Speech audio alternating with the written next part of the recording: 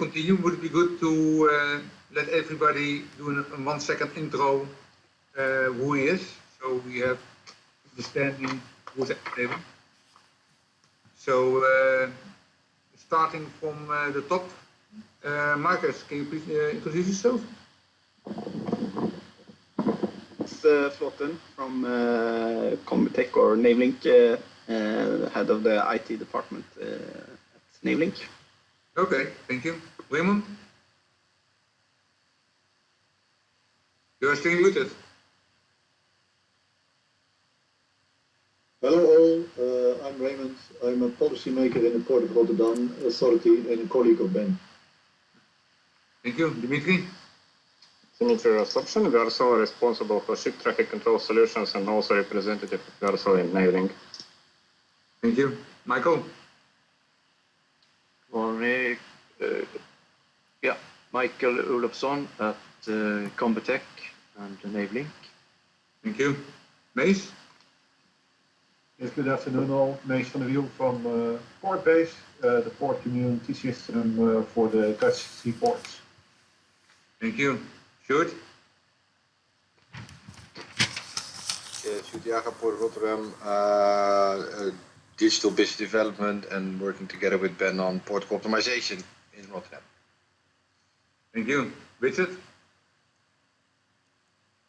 Good afternoon, everybody. Richard Jonker from Saab in Apeldoorn, and I'm product manager for VTS, and I'm a board member in Navelink.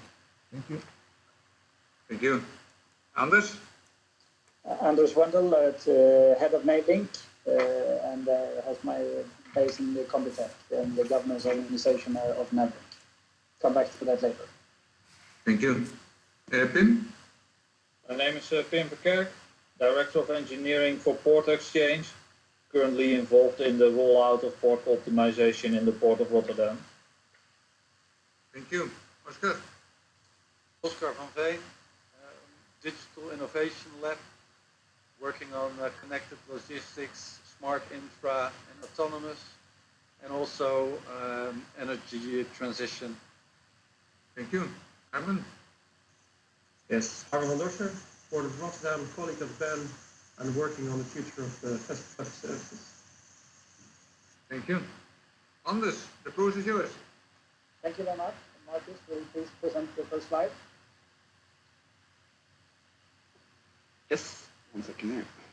First of all, thank you very much for taking the time to listen to Navelink and what we would like to discuss with you. I have personally met Ben several times, but we have never sat down and to have a discussion. What could we actually do, or what are we doing, and how would this look like in the future, and what are actually we trying to achieve with Navelink. So thank you very much for taking this hour to let us present for you, and hopefully this will lead not in any decisions today, but to a fruitful cooperation ahead.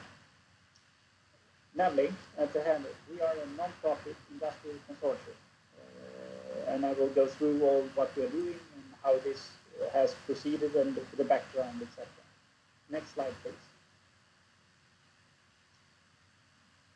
What is the purpose, the main idea with the Navelink? Actually, it's going from yesterday's, the project finance of different projects. So you can say several different projects that have been you financed, and that we would like to try to make this self-sustained and non-profit, and make it more, not commercial, because that would be not in line with non-profit, but to make it industry-driven, industrialized, you can say as well. So we will try to take all the projects that we think are actually valid or are possible to use into the future and make them operational. Next slide, please.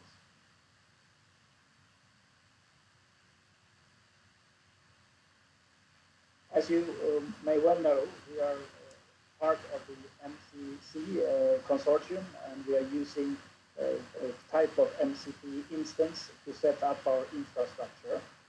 To put it in a broader perspective, you can say today that there are different types of MCP instances. You have the one that has been up and running for 2 years now, but since a week ago, or more or less today, the MCP instance that Thomas has been using, Thomas in Christensen in Denmark, are used as a demonstrator. There are no SLAs, there are no services provided. It's just a demonstrator, and that's it. We have put up an operational instance, which means that there are SLAs. We could use it for real. And there are totally different demands by those who are actually using the system already today, which also means that it's an operational system. In parallel, we have the Smart in Korean instance, which they have now. They say it's operational. It's written under development, but officially it's operational. But it's only using one of the 3 different parts of the MCP instances. It's only using the Maritime Messenger Service today. And then there is a discussion ongoing in the community of the MCC to have other types of instances. For instance, simulators for simulation, or at universities, or a lot of other types of MCP instances. But today, it only exists one operational instance with the Maritime Identity Registry and the Maritime Service Registry, and that's the navelink platform. Next slide, please. What do we provide? As we provide an infrastructure,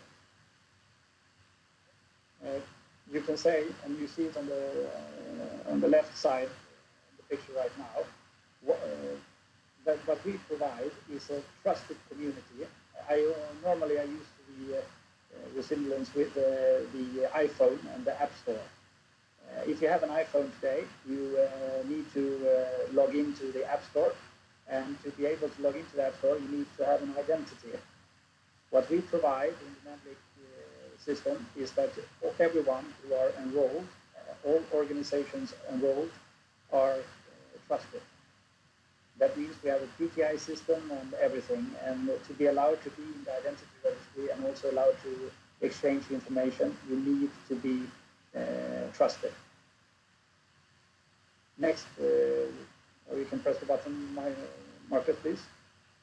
The second thing we provide is that all services that you put up in the App Store, if you have that resemblance, is actually interoperable. It's according to all the standards, it meets all the standards, it's tested before going live, so we are certified that it's along with all the standards that are at place at the current time.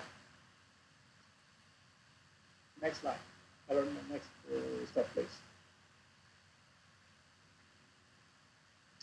We also, of course, support with a lot of development and support, which is included in the SLA that we provide. And next, we are trying to develop a payment service, as we have customers now that would like to have some kind of Google Pay version, or more or less, because a lot of the services that are in the service registry, they would like to sell to different partners. So that is what we provide: a trusted community, interoperable services, support and development if needed, and we are thinking about to develop the payment service. And we will go through this a little bit more in detail as there are a lot of technical interested personnel here. So I will come back to that later in the briefing. Next slide, please. The history of navelink is quite short, or you can say long. But in 2018, a lot of different actors gathered to discuss what shall we do when the EU projects are ended. It ended up by Kongsberg, Saab and Bergsala forming the navelink industrial consortium in December last year. At the same date, Combitech was tasked to be the governmental organization of this non-commercial industrial consortium. And at the same day, the Swedish Maritime Administration joined with as lead body of all the European Union STM projects, and they're all there today. And since January, a lot of things have happened. We are up and running, fully operational since the 1st of April, and right now a lot of new members or enrolled organizations join. And as you can see, for instance, EMSA has also chosen to use navelink as their test system right now through the SMA. Next slide, please. What is the status in general of the system today in navelink? Well, we are now boarding a lot of the new users and members as time goes by. We have 3 external environments up and running in the latest version, which is the MCP version 0.11. We have the 3 environments we are putting up externally are the operational environment, a test environment, and a development environment. We also have a navelink developer forum, previously known as STM developer forum or etc. But nowadays it's the navelink developer forum where everyone is allowed to join and discuss the development of the technical solutions. And we are right now in the planning phase of having the next upgrade to be released. And as you can see on the right side, more and more organizations are joining. What are we providing the possibilities to join the navelink? And next slide, please. It's like when you're buying a phone or a new phone, you can get a lot of different users of TV cables, programs, etc. A lot of users have different needs, and that is why we have also made it possible for a lot of different enrollment levels, from those who would like to have full access, or those who just want to use the system, or those who just would like to have the PTI because they need it for something else, for instance in a harbor. We have the service of development, those who would like to develop services, but then sell them to somebody else who actually use them, but they would like to be in the system to develop those. It's also fully possible to become a consortium member, if you would like that, when there is always the wide open other enrollment, depending on what kind of projects or needs or anything else that you would like. Or that we could agree upon. So very many different ways of enroll, both for customers and everybody else who would like to take part in this journey. Next slide, please. Michael, can you continue with the technical go-through? Yes. So the technical platform is based on the MCP instance, as Anders said. So it's the same kind of provision. The main part is as a PKI system. So you can provide a more or less complete PKI system where you can handle your identities and keys and authentication and the vetting of identities and signing of the keys. So that's a PKI system. And of course, the service lookup.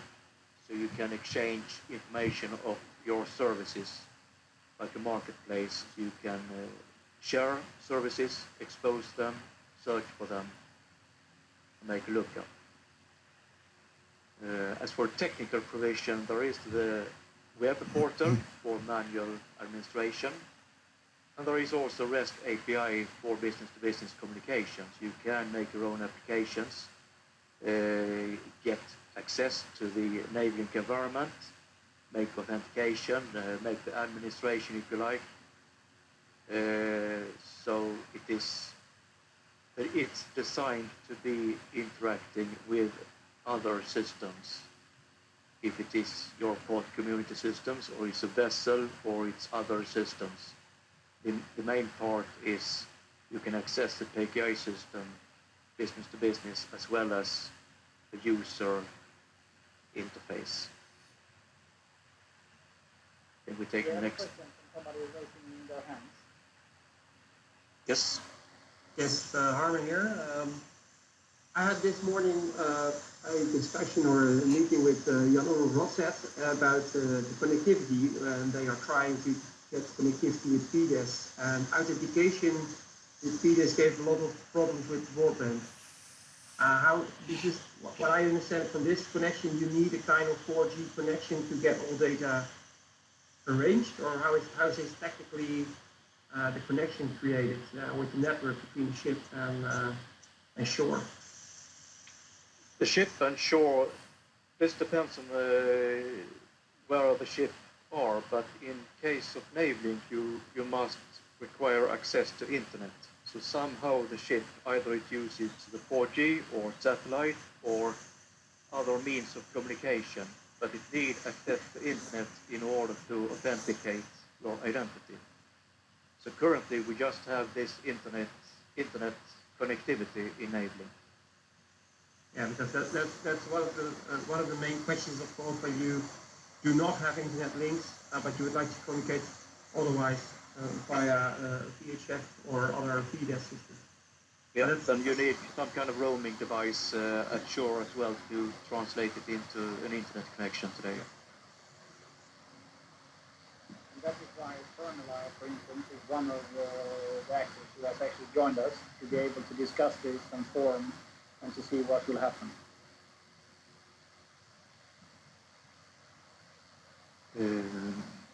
Yes, Dmitry? Yeah, we just recently had a meeting with Thomas Christensen, who is one of the developers, MCP, and he promoted one of the solutions for VDES, which is Maritime Messages Service, which can be used through the, let's say, when the services of navelink will be available from this VDES communication link as well. But I think this is quite a far away thing, because as far as I understand, VDES is not really ready to be standard, and maybe next 10 years or something.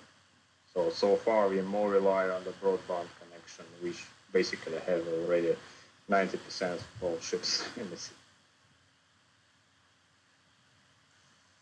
Yes. I believe it is an area that will evolve further, because even if you looking at VDES, you still want to sign your data. You need to protect, not necessarily encrypt, but you need to sign the data to make it possible for the receiver to ensure the authenticity of the message itself. So I believe that somehow you still need identities to sign the data. Even with satellite communication and other means of communication, you still need your identities, signing data and verification of the signature, also ship to ship, perhaps also when you don't have internet connection, but you have satellite connection, you have offline maps for your keys, etc. We're not there today, but we have the main functionality, I would say, to provide these identities from the navelink environment. Yes, Ben?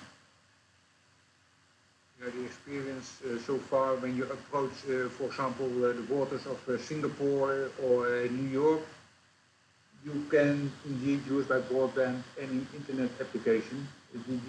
One very important user requirement is that you all the data that you type is immediately saved. So when you lose the connection with your satellite because the ship is listing or changing course, etc., then the data is not lost. Also not when you are trying to enter the system and give your identification. So that is, again, it is already being used today, but this is a very important user requirement.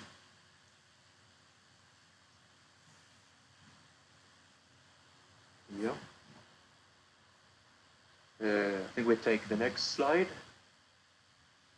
Let's see what that is. So we're coming into a little bit, not too much detail, but just have a glimpse inside navelink and the architecture within navelink. So it's a lot of technical terms here, but it is a service-oriented architecture. So what you have within navelink is a PKI system. You have certificates, so it's based on pretty much the standardized security standards that exist today. So we haven't invented any new standards. We might combine it to a certain set of standards we try to use. But we have X509 certificates, an OIDC or OAuth or OpenID, but these are the two main principles that we use, or technologies we use for authentication. You have the certificates and you have your OpenID. We have a set of different ciphers that we accept for the key algorithms, like RSA, DSA, EDA, DSA, and so on. So there are a set of different algorithms that are acceptable in navelink. You can also make your own signing request. You can create your keys. For example, the vessel can create the key pair, protect the private part inside the vessel or the security box on the vessel, send the public key to be signed by navelink, and you use that public key for your as a public part to allow others to verify the signature. Certificate revocation list to ensure that you can revoke a certificate. No CSP, the two technologies to ensure the validity of the certificate, and also to revoke or disallow the user to use these certificates. And as I said, we use REST as the main interface, JSON and XML, and MRN, the IALA MRN, the Maritime Resource Naming Standard that is very much propagated by NCP and endorsed by IALA. That is fully implemented in the navelink as well. Yes, there is 3 environments that you can use, and there can be additional environments as well, but in the left, down to the left, you see the navelink operational environment, test environment, development environment. There can easily be more environment if that is necessary. And there is a complete test suite inside the navelink. And of course there is more details if you like, but this is kind of a black box perspective of navelink as a system and the interfaces towards navelink. Are there any specific questions right now? So as you see, there is an identity registry, service registry, and the portal. And there can also be the MMS that Dimitri discussed or described, the maritime messaging service. There is support for that in navelink as well, but we haven't started a session for this. There might be a session for BDES, there might be a session for other MMS services as well, and that can be added to the system. It's kind of a scalable system. And there is a fully monitoring, both for security and technical monitoring. You see the SOC in the upper right corner. So there is fully both processes as well as resources in the navelink to monitor the security, monitor the technical availability, and handle endorsement, enrollment process, vetting process of identities. Okay, you can take the next slide, please. So this is a set of functionality that is provided by the navelink. As I said, the schema administrator management for the PKA.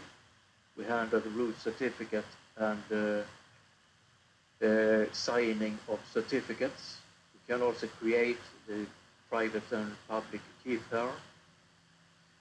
We also accept signing requests.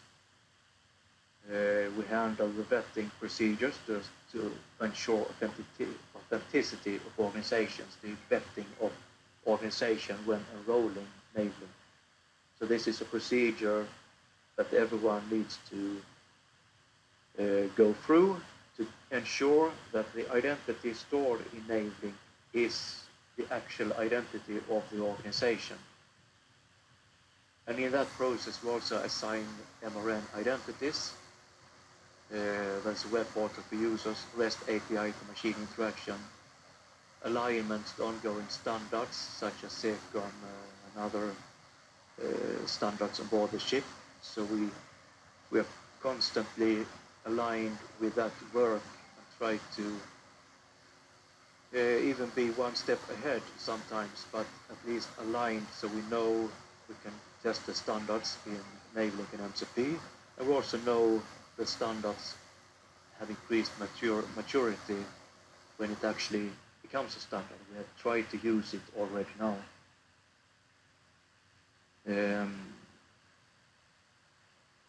And there is a service registry allowing registration procedures, registration monitoring, search, and also advanced search, like search for geometry, UN load code, positions, etc. And a document management system for the services. You can store documents for the service, and you can then download or get these documents around the services. Yes, Raymond? Yes, thank you so far. And I've seen a lot about the system and what it can provide. But if you start from the demand side, from the shipping industry side, which services then does navelink target to satisfy the demands from the shipping side, the shipping industry? I haven't seen any services yet coming from the ships. So far I've seen many, say, functional and non-functional requirements, but not yet the demands from the clients, so to say. Which one we target? Yeah, the presentation now is more for the platform, the navelink as a platform. So in that platform, you store or register services. So navelink itself is not responsible for the services added into the platform. Dimitri, you have stored a set of services in navelink, so perhaps you can answer. Yeah, sure. We actually, navelink is a platform. Yeah, it's not a service provider, but different organizations like Varsala can build own services on base of navelink. Why we can do this instead of using our own Varsala services? Because in this case, the services will be interoperable and can be available for various customers. Doesn't matter if they have a Varsala Exis or for some reason they still don't have Varsala Exis on board. This is a quick thing. Yeah, an example of this could be just-in-time arrival. We are currently in negotiations in several ports to provide the information about arrivals to the ship through the navelink, and this service basically will be available for all Exis providers who can support specific data format, which at some stage will be probably standardized. Another example could be delivery of navigational warnings, delivery of vessel voyage information, so route exchange, text message exchange like chat between the stakeholders and so on. All this functionality developing will be on the side of the service providers. So, for example, if Port of Rotterdam want to establish a service for port data information, they can rely on what the Varsala ships which are supporting this service as well will be available to share the data with them and also receive the data from them. And you don't need a Varsala system installed in Port of Rotterdam. You can if necessary, but it's not necessary. It's not compulsory. We have another question. Yes. Okay, thank you. Yeah, I would like to, in that line, I would like to ask them the question to Richard, because we have, for me, for as a GPS, I understand you deliver a platform where services could be delivered.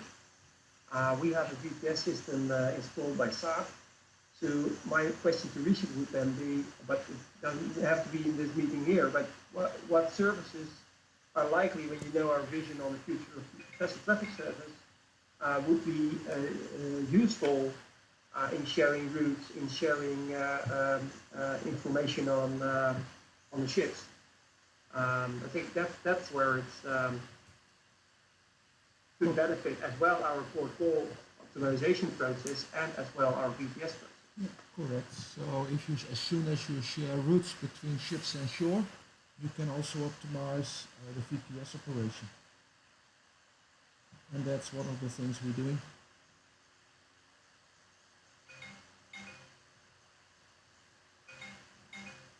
But I come back to that in a one-to-one call, no problem. Yeah, please. Ben, please. Yeah, when we were talking about just-in-time data or navigational messages data, for example, for just-in-time messages, we only have the data definitions today. We do not have yet a data model or API specification to exchange just-in-time data in an endorsed standard to anybody, because that is still in development. So when you say you live up to, you make sure that the standards are properly embedded before you accept the service, what standards are you using today?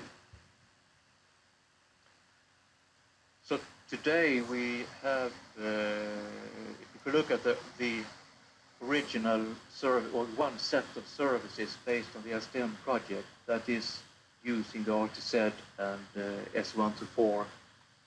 So the service design is currently today stating what are the payload standards used in this service. What we do enabling is to ensure that the service instance follows the technical design and that the technical design follows the specification. So based on that, we have a monitoring to ensure that the instances that follows the STM VIS standard, for example, or the VIS technical design, that uses the RTZ format, S124 format. So the standards, and then there is standards for the navelink itself. That will originate from SECOM, for example. There is an ongoing standard to define that you're using X509 for certificates, etc. So that is commonly used standards for security, I would say. But that is described in both the coming SECOM and also 63156, I believe it's called, on the ship side for cybersecurity. But as Ben said, there is a set of ongoing standards for the payload format. Navelink itself is not depending on a certain set of payload formats, but it will support the monitoring that the instances, the service instances that is registered is aligned with the service technical design. And the technical design should state exactly what type of payload is acceptable for this service. And in that process, Navelink can support the monitoring and also approval that the service instance is following its technical design and therefore interoperable. So that's the main goal for Navelink is to support interoperability, or one of the goals at least. If you find a service instance and that service instance says that it follows a certain design, you should trust Navelink to ensure that yes, I can use this service, it will follow the design. Someone had tested this instance and approved that it is following its design, therefore interoperable.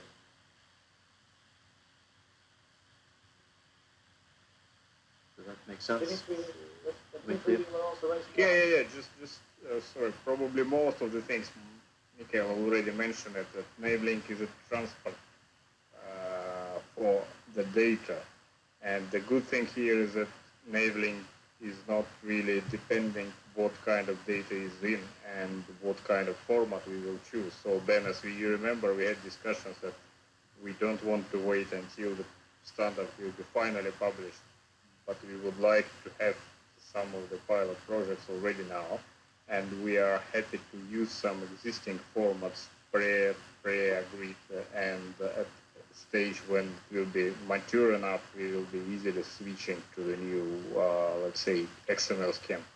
But at the same time, until we use it right now, we already want to propagate the idea that navelink is a transport for delivering the data. Navelink is the way how we would like to work with other players and other industry representatives to support these things, because otherwise it will only worsen a solution, which is probably not good.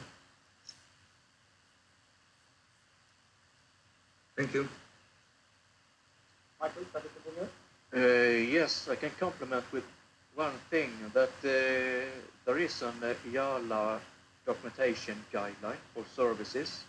So there are a set of guidelines and a hierarchy of services that is quite essential. You have the instance, that is the one you consume, but you also register the design, which contains the exact technical design of the interface for that service instance, and also the design shall follow its specifications. You have specification that can have one or several designs. One design can be delivered by one or several instances. So the interoperability is kind of reached with the common design. Both the vessel have today implemented the Voyage Information Service design, and the VTS and the port, even Rotterdam, have today trial in the old SDM project, where the ship can find the port of Rotterdam, exchange the RTZ, send the RTZ file to Port of Rotterdam, which have the same technical design as the ship has.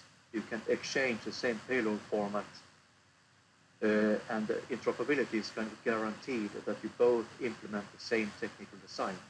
That is one way to reach interoperability. Yes, Raymond. Yes, thank you. A question. The IALA guideline you mentioned, is it a guideline on ship reporting from a shore-based perspective? And has this... No, that's which guideline is G1128. So that's the service registration guidelines. So that's not maritime services. It's more generic services for VTS. For anything, I would say, not only VDS or VTS. It's generic. We can send you the links within this, but if you search for G1128, you will find the IALA service registration guidelines. And that's the one we follow in navelink, and that's originated from efficiency projects and the MCP instances in that EU project. Right, but if you look at it from a generic point of view, and you look at shipping from a generic point of view, port call information is basically logistic information, and in our port it's routed through the port community system, and then routed to the harbor master management system, where the operational information from BTS is combined. So the route from the reporting to, let's say, the harbor management system, in order to view the logistic data, arrival, departures, ships, whatever, is coming from the port community system. Can navelink connect also to PCSs? The PCS can register a service in navelink, and through that service registry, you can have the port community system communicated with a vessel or even another port community system in another port. But what you do is to register a service in navelink, and therefore you can make a lookup for another PCS or another actor in the port. So I would say that the navelink is not a centralized hub for data. It just forwards the information where you can find the other service and used for authentication. So, but it's important that it's not centralized storing any data. It just forwards the service information, so you can make a connection directly system to system. I see. Dimitri. Yeah, Raymond, I just some kind of idea that what we actually do with the Hamburg right now, the pilot project with the Hamburg, they have a similar situation. They have a port community system installed in HVCC, and they have all the data within the system propagating to the VTS and to the other stakeholders, and vice versa, other stakeholders send some information to this. So what we can do is to register a service within this, let's say, within navelink, and connect the ships directly to the port community system. Means that you will get the ETA directly from the server, from the ship, and then at the same time you can send RTE if you have any updates to the ships without agents and so on. And this is one of the use cases we're actively working right now with the different ports. In this case, your port community will have like one single point of contact for the connected ships. Yeah, I think then in many cases the processes will be still the same in place, but one of the ways to digitalize the communication is to use this navigation equipment on board.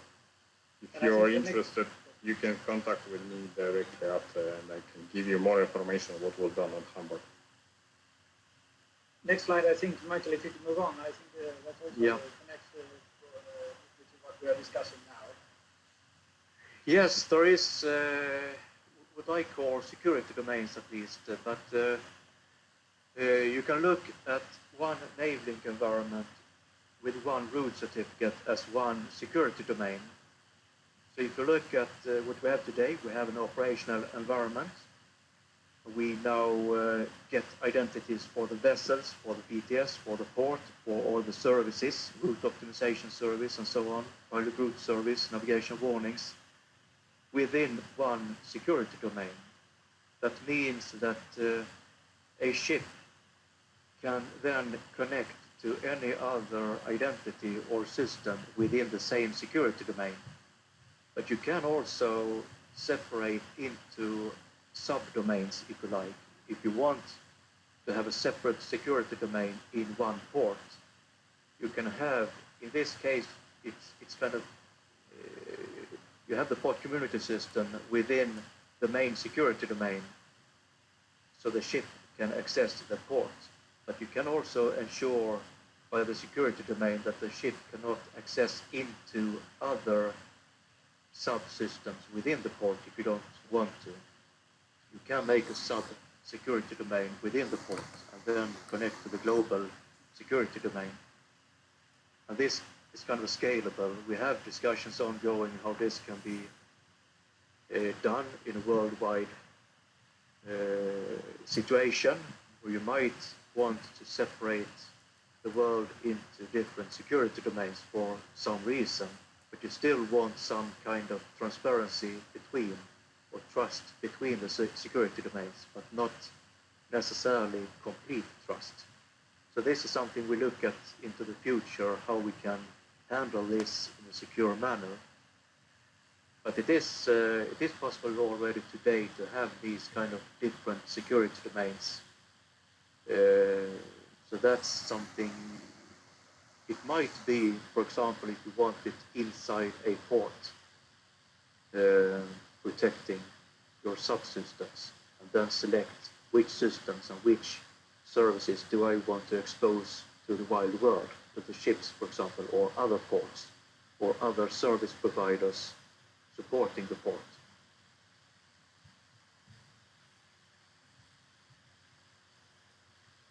So we have a few minutes more for discussion then. Yeah. Agent, you can take the next slide, please. Agent feature is something we want to use. Marcus is a little bit frustrated, perhaps, right now. But the agent, it's kind of a similar, we're trying perhaps to replace the human agent with digitalization, but you have this kind of delegation idea also enabling, and you can, because you want each operational actor to get an identity, we believe it's important that the actual operational identity is signing its data. There should be a strict information owner relationship where the owner of the information signs the data. So if you look at the VTS or port, when you receive a message in the port, you want to understand exactly who sent this message, what ship sent it, and you want to trust that the identity of this ship is actually this ship. But in the same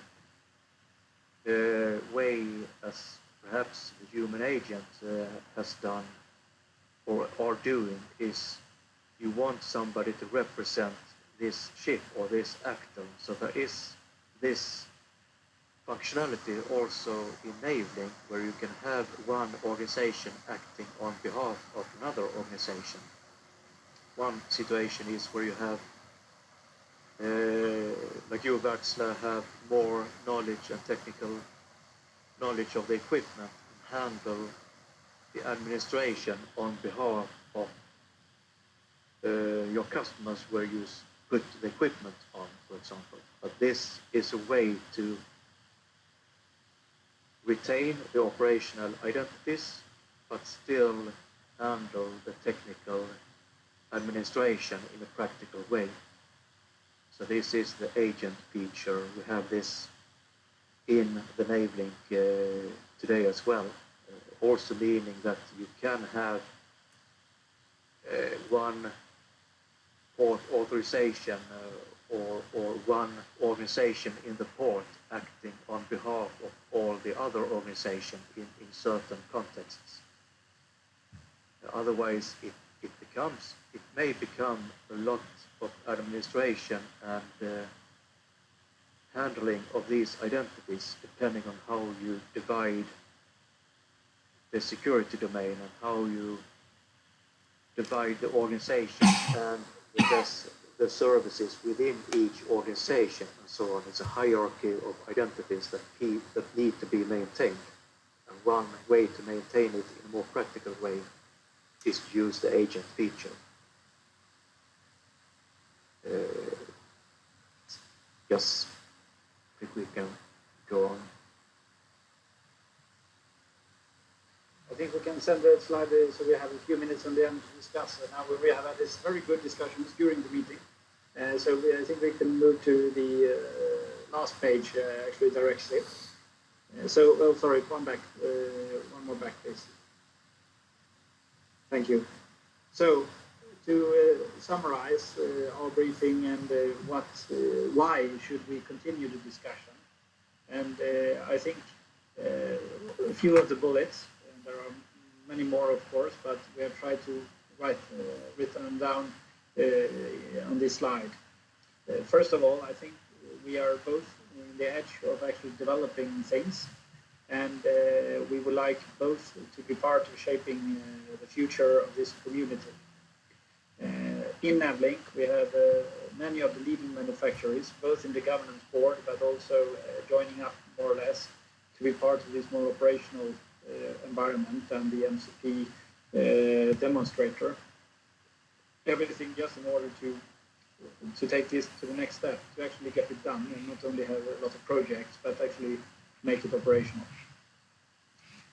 And I think that would conclude the more formal part of our briefing, and we are fully open to either any more questions or discussions or remarks, comments, whatever. And also, if you think it would be wise that we sit down again in the near future to discuss even further which way we should go.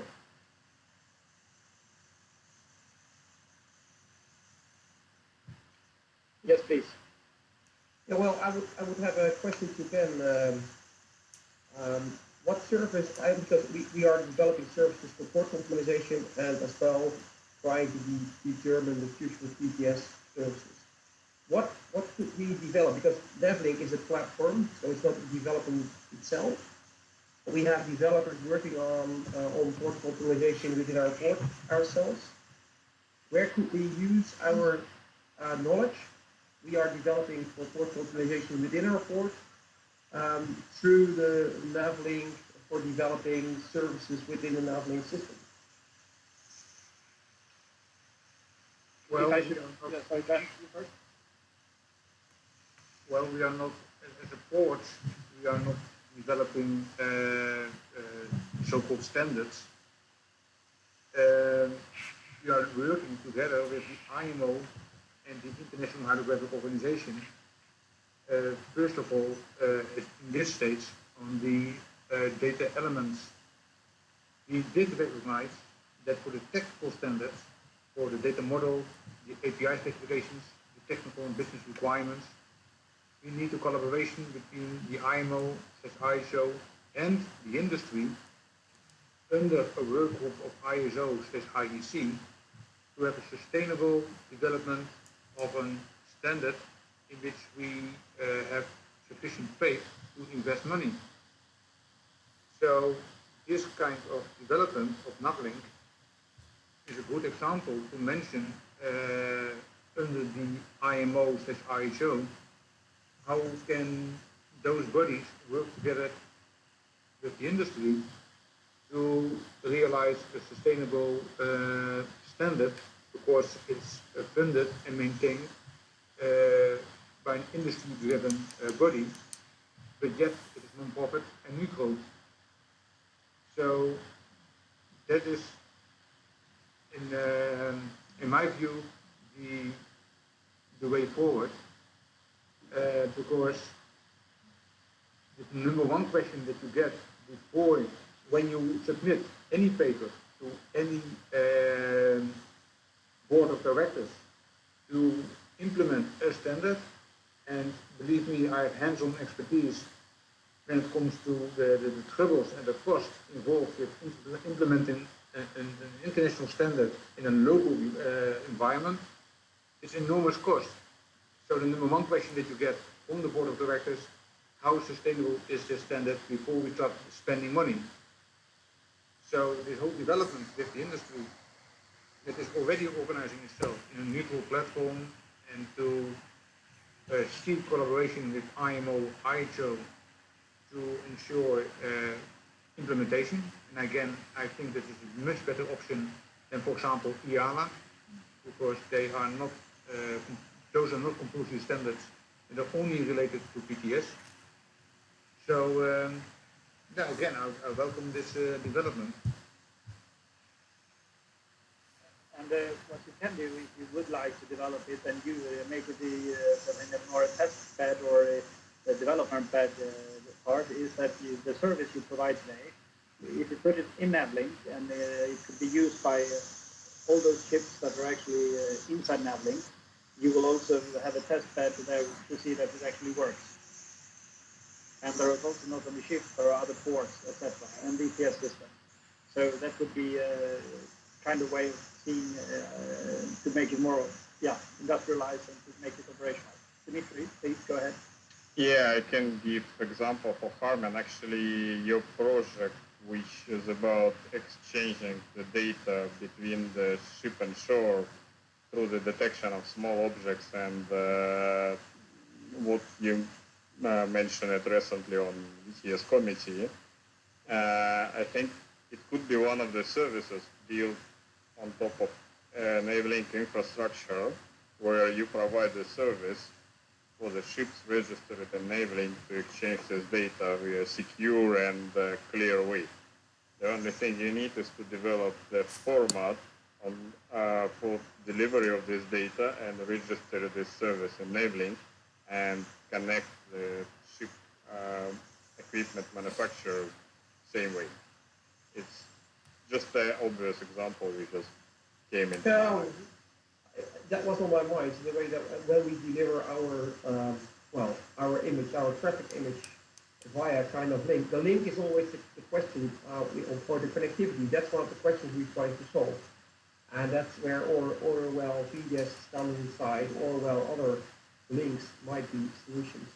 And this is also true. That's why I asked Richard also to have another thought about that, how we could use a platform like this for the goals we have on safe trust network.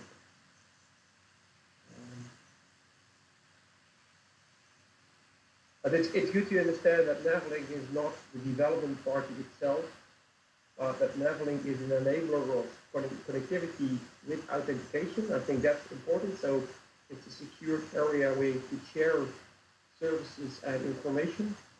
And I think it's good that when we develop something for us as port, it might be also useful for other ports to use.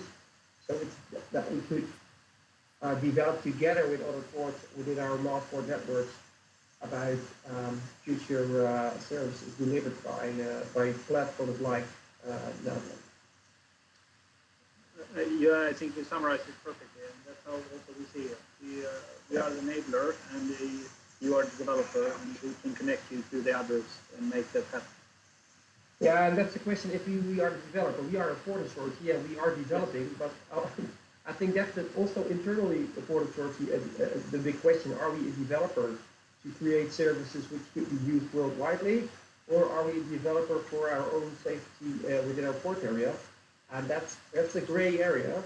But for me, it's quite clear what navelink could mention. But I am interested in, because I saw some other PTS providers, North Korea, but also PTS Finland, and so I'm interested in what they are doing with navelink. But that's too short time, I think, we're found.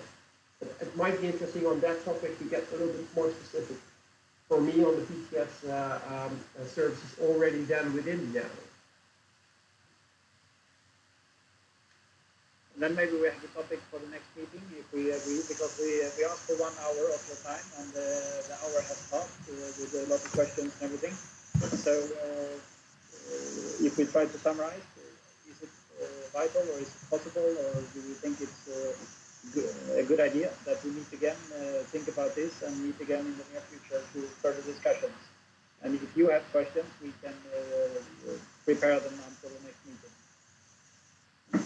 Well, given the fast and positive development together with IMO, IHO, and the industry, I think it makes sense to not to wait another year or half a year, but to come back again in 1 or 2 months.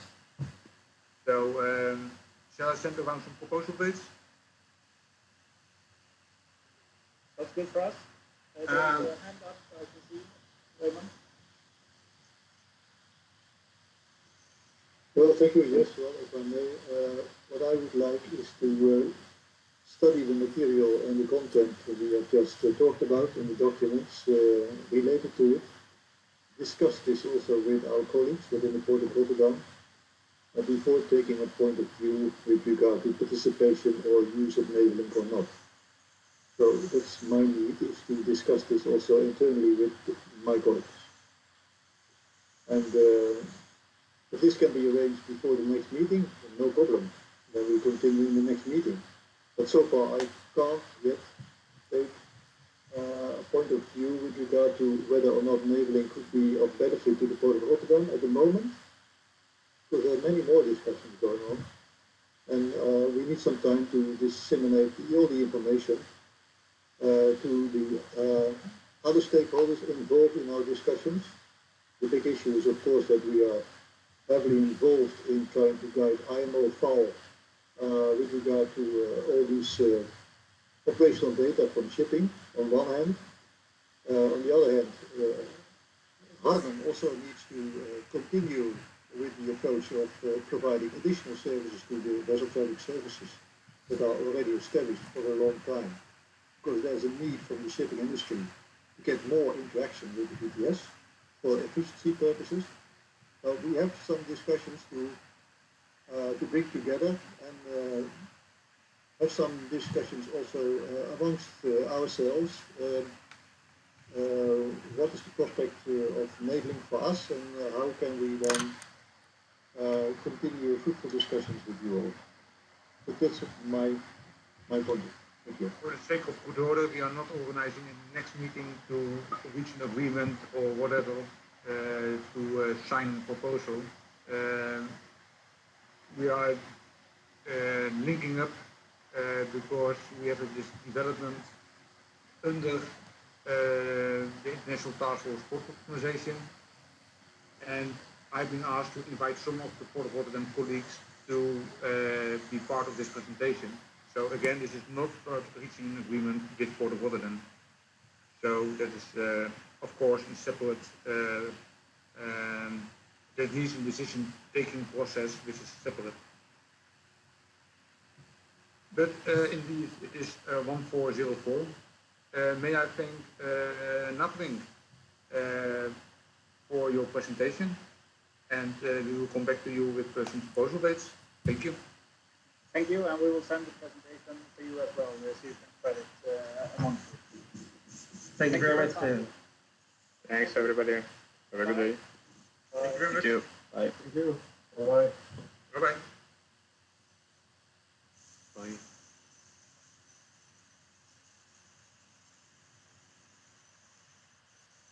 En Wen?